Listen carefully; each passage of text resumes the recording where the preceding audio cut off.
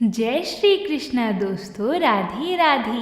आज हम सभी शनिवार को सुनी जाने वाली शनि देव की कथा लेकर आए हैं। इन कथाओं को बीच में छोड़कर ना जाइएगा। एक समय स्वर्गलोक में सबसे बड़ा कौन है, ये प्रश्न लेकर सभी देवता वाद विवाद करने लगे और फिर परस्पर भयंकर युद्ध की स्थिति बन गई। सभी देवता देवराज इंद्र के पास पहुंचे और बोले, देवराज, आपको निर्णय करना होगा कि 9 ग्रहों में से सबसे बड़ा कौन है। देवराज इंद्र उलझन में पड़ गए और कुछ देर सोचकर बोले, देवगणों, मैं इस प्रश्न का उत्तर देने में असमर्थ हूँ। पृथ्वी लोक में उज्जैनी नगरी में राजा विक्रमादित्य का राज है। हम राजा विक्रमादित्य के पास चलते हैं क्योंकि वह न्याय करने में अत्यंत लोकप्रिय हैं। उनके सिंहासन में अवश्य ही कोई जादू है कि उस पर बैठकर राजा विक्रमादित्य दूध का दूध और पानी का पानी अलग करने का न्याय करते हैं।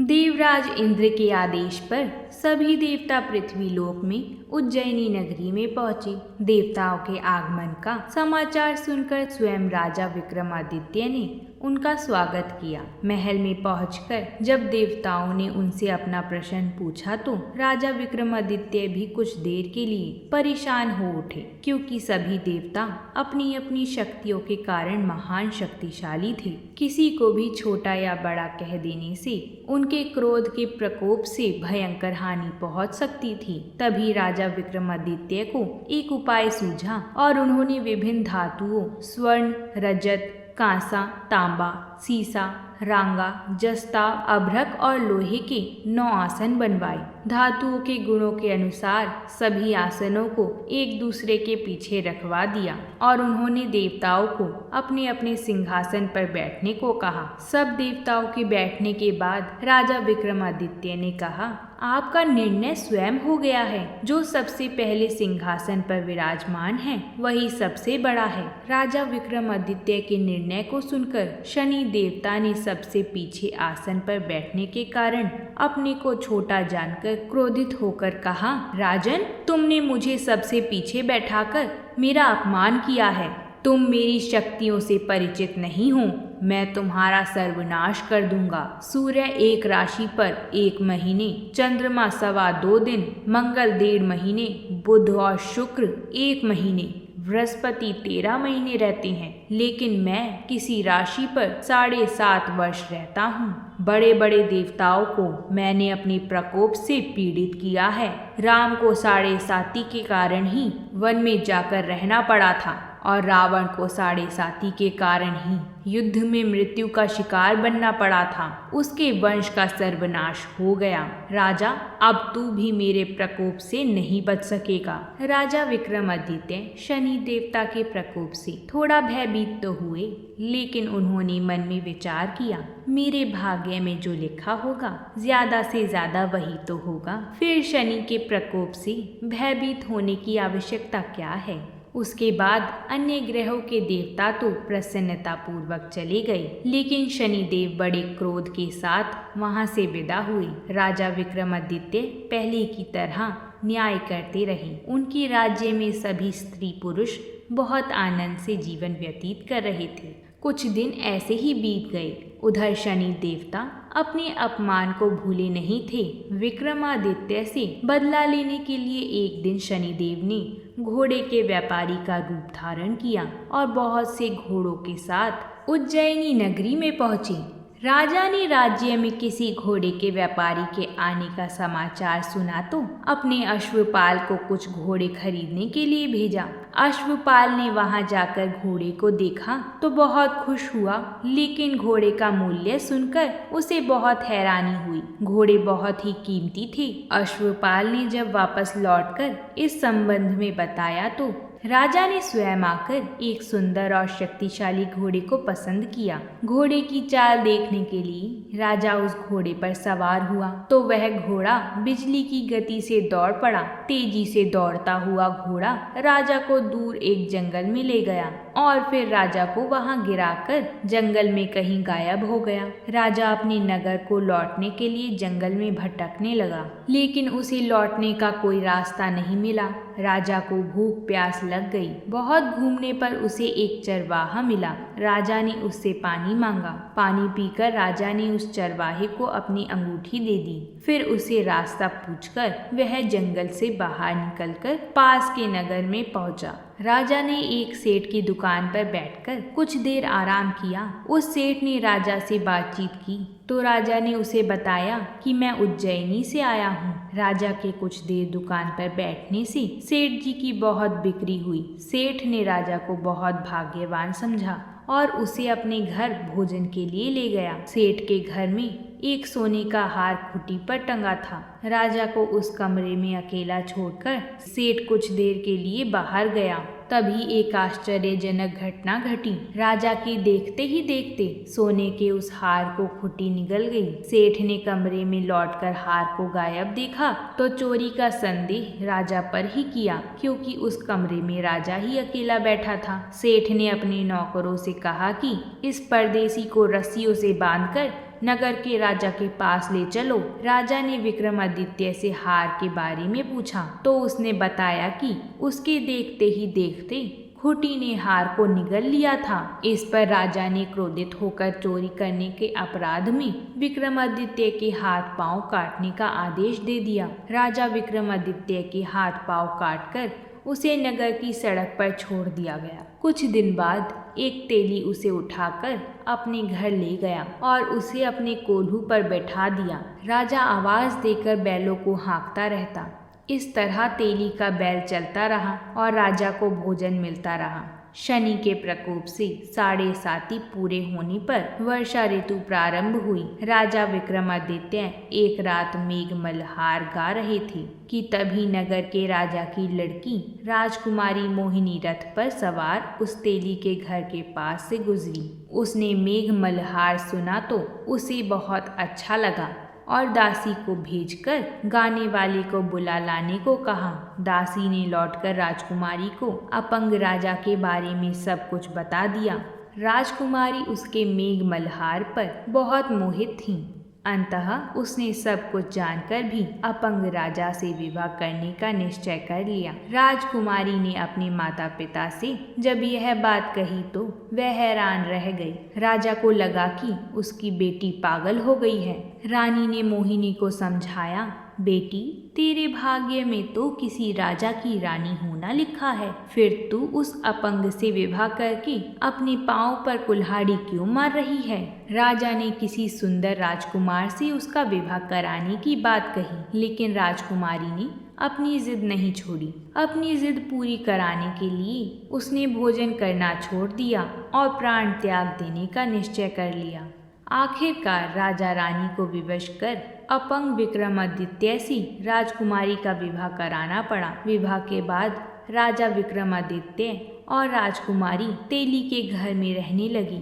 उसी रात स्वप्न में शनिदेव ने राजा से कहा, आज तुमने मेरा प्रकोप देख लिया। मैंने तुम्हें अपने अपमान का दंड दिया है। राजा ने शनिदेव से क्षमा करने को कहा और प्रार्थना की, हे शनिदेव, आपने जितना दुख मुझे दिया है अन्य किसी को ना देना। शनिदेव ने कुछ सोचते हुए कहा, अच्छा, मैं तेरी प्रार्थना स्वीकार करता हूँ। जो कोई भी स्त्री पुरुष मेरी पूजा करेगा, शनिवार को व्रत कर मेरी कथा सुनेगा, उस पर मेरी अनुकंपा बनी रहेगी, उसे कोई दुख नहीं होगा। शनिवार को व्रत करने और चींटियों को आटा डालने से मनुष्यों की सभी मनोकामनाएं पूरी होंगी। प्रातःकाल राजा विक्रमादित्य की नींद खुली तो अपने हाथ पांव देखकर राजा को बहुत खुशी हुई। उसने मन ही मन शनिदेव को प्रणाम किया। राजकुमारी भी राजा के हाथ पांव सही सलामत देखकर आश्चर्य में डूब गईं। तब राजा विक्रमादित्य ने अपना परिचय देते हुए शनिदेव के प्रकोप की सारी कहानी कह सुनाई। सेठ को जब इस बात का पता चला तो दौड़ता हुआ तेली के घर पहुंचा और राजा के चरणों में गिरकर क्षमा मांगने लगा। राजा ने उसे क्षमा कर दिया, क्योंकि यह सब तो शनिदेव के प्रकोप के कारण हुआ था। सेठ राजा को अपने घर ली गया और उसे भोजन कराया। भोजन कराते समय वहां एक आश्चर्यजनक घटना घटी।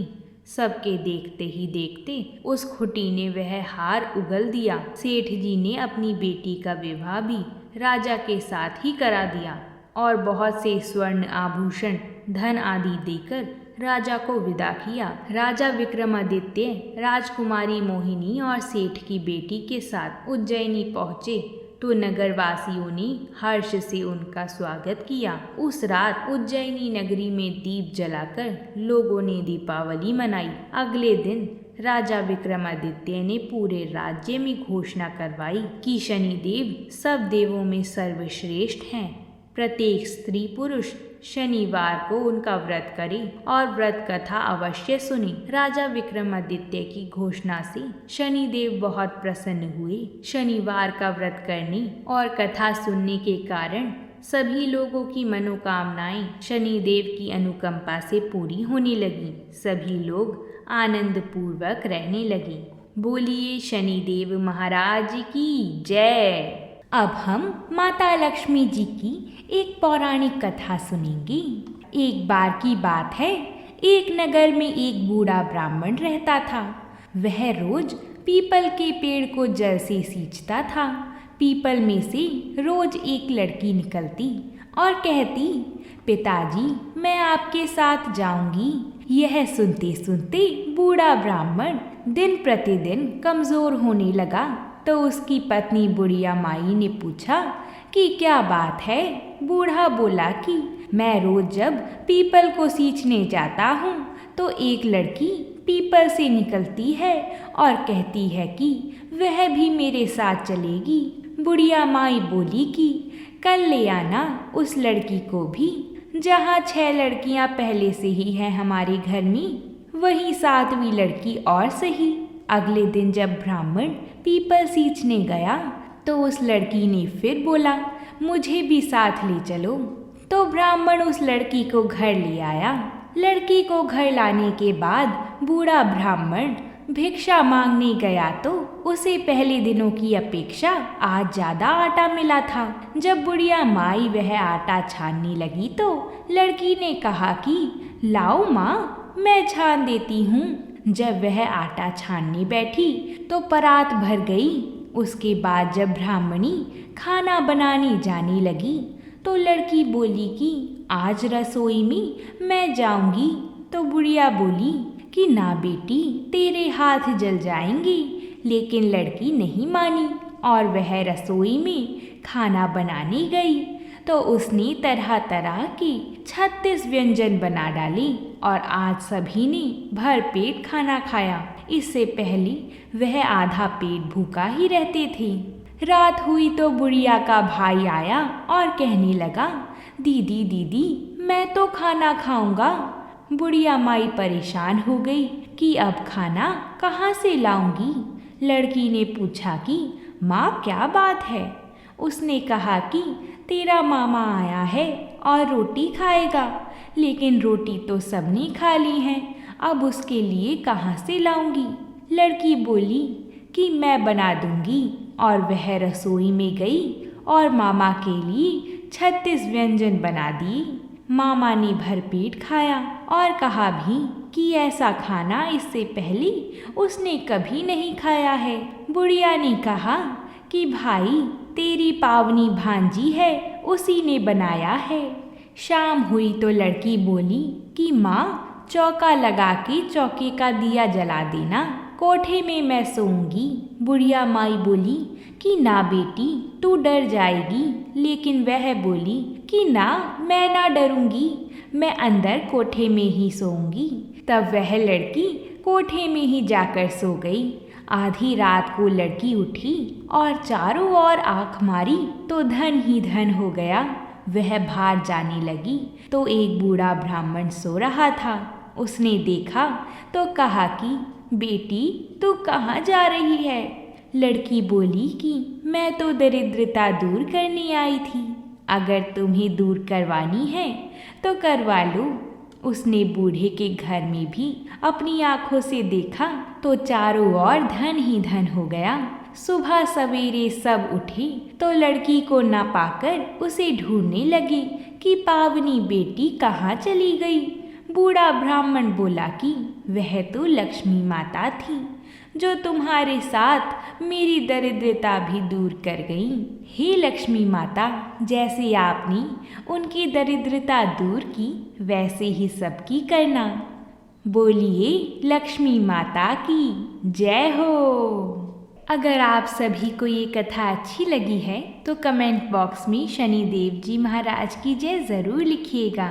और आप सभी हमारे व्हाट्सएप चैनल से ज़रूर जुड़ें। उस पर हम वीडियो के सबसे पहले लिंक देंगे, जिससे आप सभी को व्रतों से जुड़ी कथाएं समय अनुसार मिल जाया करेंगी, और वो भी सबसे पहले। तो प्रेम से बोलिए जय श्री लक्ष्मी नारायण।